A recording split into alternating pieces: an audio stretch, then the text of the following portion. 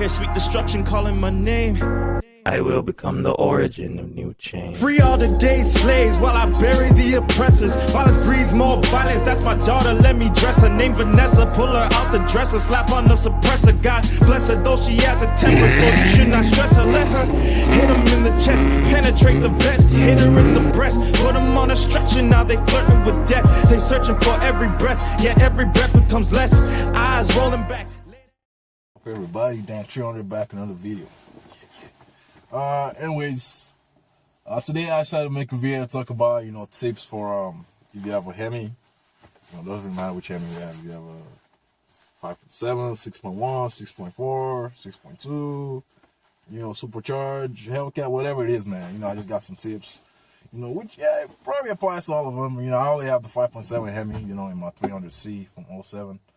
But, this, I feel like will help every Hemi car, this is some of, not really issues, but anyways, without further ado, now, like I said, I have a 07 Classic 200C with 5.7 Hemi, and this mostly applies to my car, but like I said, it should apply to all the Hemis also, because they aren't all that different, but and with the first tip I got is with cooling system.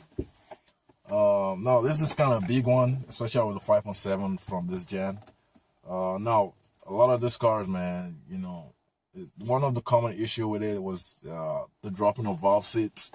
Basically, I don't really know the whole engineering or mechanics behind it, but I know something happens and the valve seat drops, and that pretty much grenades the whole engine, blows the engine. And how the valve seat drop? I mean, it will usually happen if you overheat the engine. If your engine overheats for whatever reason, low coolant or bad water pump or something like that. So, and that's, it's one of those things, with some other cars, you can overheat the engine and you'll probably be fine. If the engine overheats, you just pull over to the side and let it cool down. But with a Hemi, you don't really want to overheat. You want to make sure the engine doesn't overheat at all, because if it overheats just one time, that one time could be enough to, do a lot of serious damage, I mean, obviously you don't want to overheat your engine at any time, but, sometimes, you could be in a situation where, you can't pull over or something, your engine just overheats. But, you want to make sure your engine doesn't overheat at all, because, like I said, you risk blowing the engine. And how you do that, obviously, making sure your coolant level is okay. You check it. You want to check that maybe every 2 weeks or something.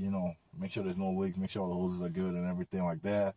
The water pump also. Now, I don't know how often you got to change it. I just changed mine not too long ago, and the older one, there was corrosion and stuff in it. But you want to make sure you change that also, because that's obviously what pumps the coolant through the engine and all that.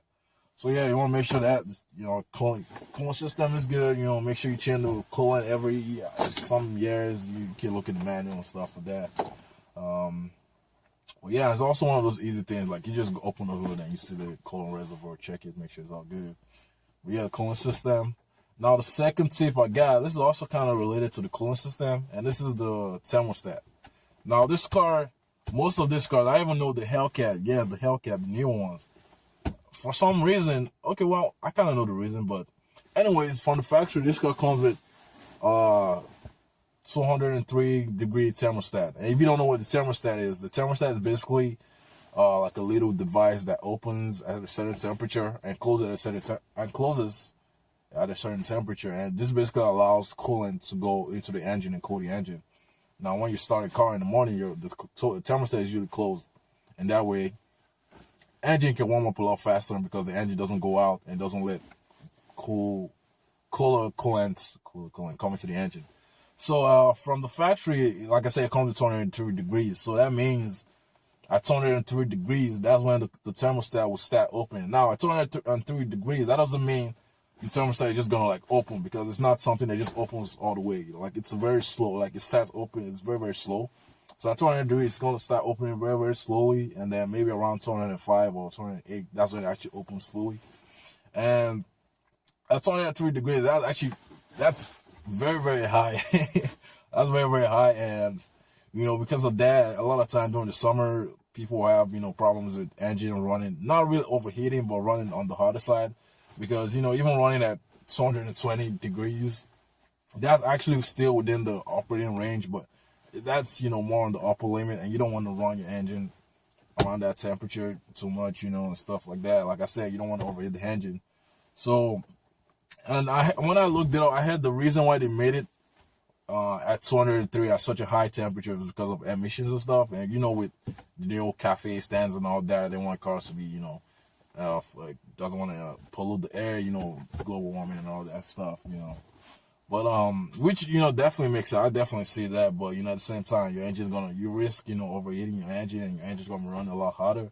You know, during the summer, and people complain about, oh, my engine's overheating, and you know, that's obviously one of the reasons, because even in a very, very hot climate, you know, you risk overheating your engine. So the best way to fix it, which I have too, is just get a 180-degree thermostat. Now, when you get a 180-degree thermostat, regardless of what you see online, because a lot of people will, oh, you got to tune the engine, you got to put a new custom tune, you got to tune the fan to come on. You don't need any of that. Like, all you got to do is and it's actually very easy. You just take out the old thermostat and put in the new one. You don't got to tune anything. I've had a 108-degree thermostat in my car for probably close to a year now. I haven't had any issue or anything like that. Now, during the winter time, your check engine light may come on, and that's just because the engine isn't like warming up, or because the computer has a certain time when the engine has to warm up.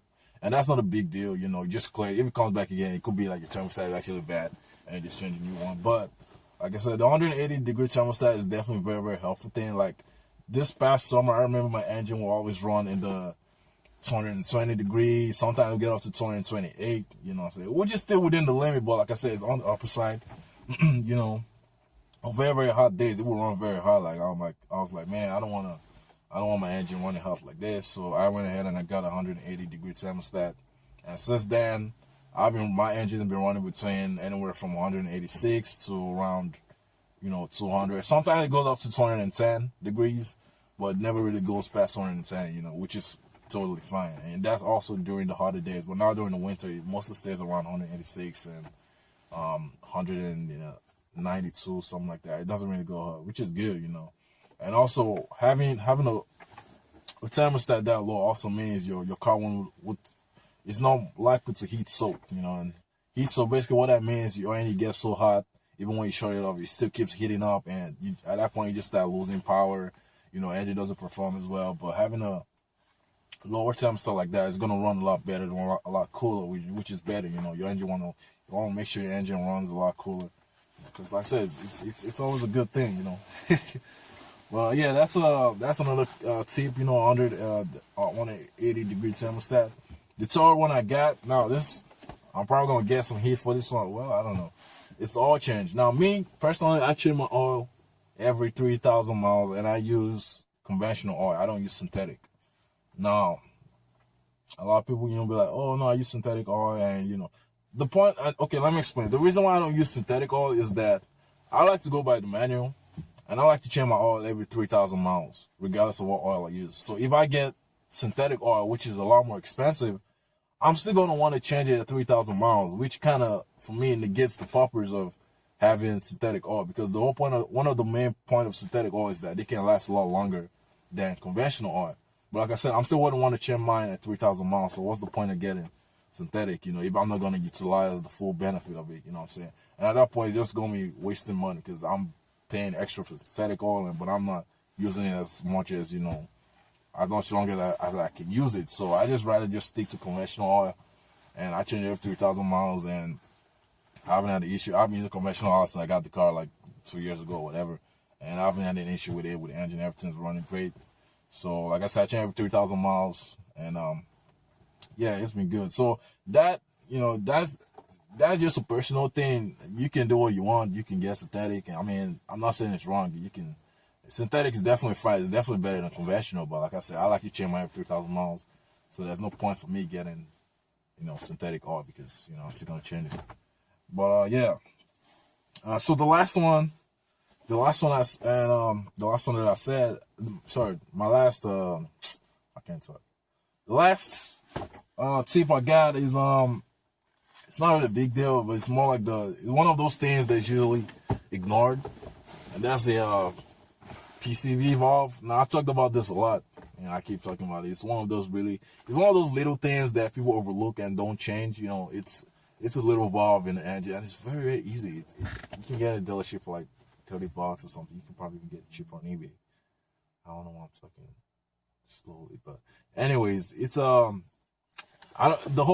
don't know exactly what it does, but I know it if you have a bad PCV valve, your engine will probably leak oil and stuff like that. It's not gonna run good.